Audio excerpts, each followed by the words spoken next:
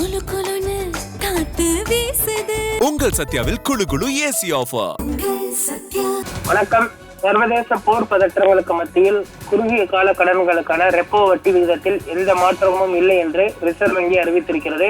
வட்டி விகிதங்களுக்கான ரெப்போ வட்டி விகிதம் 5.25% தொடரும் என்று ரிசர்வ் வங்கி கவர்னர் சஞ்சய் மல்கோத்ரா அவர்கள் அறிவித்திருக்கிறார். ஈரான் போரால் பொருளாதார நிலைத்தன்மை இல்லை, இந்தியாவில் பொருளாதார ஆதாரங்கள் வலுவாக உள்ளன, வீட்டுக் கடன் போன்றவற்றில் வட்டி விகிதம் உயராது, மாதாந்திர தவணையை கூடுதலாக செலுத்த வேண்டிய அவசியம் இல்லை என்றும் தற்பொழுது அவர் தெரிவித்திருப்பது குறிப்பிடத்தக்கது. சர்வதேச போர் பதற்றங்களுக்கு மத்தியில் குறுகிய கால கடன்களுக்கான வட்டி விகிதத்தில் எந்த மாற்றமும் இல்லை என ரிசர்வ் வங்கி அறிவித்திருக்கிறது. அதன்படி ஏற்கனவே இருந்த 5.25% என்ற அளவில் அப்படியே தொடரும் என ரிசர்வ் வங்கி ஆளுநர் சஞ்சய் மல்கோத்ரா அறிவித்திருக்கிறார். இதன் மூலம் வீட்டுக் கடன் உள்ளிட்டவருக்கான வட்டி விகிதம் உயராது, மாதாந்திர தவணைகளை கூடுதலாக செலுத்த வேண்டிய அவசியம் இல்லை என்பது தற்பொழுது தெரிய வந்திருக்கிறது.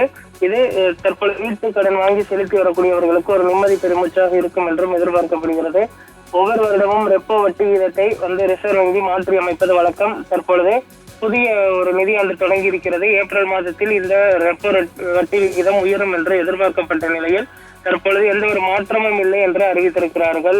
இதன் மூலம் எந்த ஒரு மாற்றமும் இல்லை என்பதனால் தற்பொழுது வீட்டுக் கடன்களுக்கான வட்டி செலுத்தி வருபவர்கள் நிம்மதி பெருமூச்சு விட்டு இருக்கின்றனர்.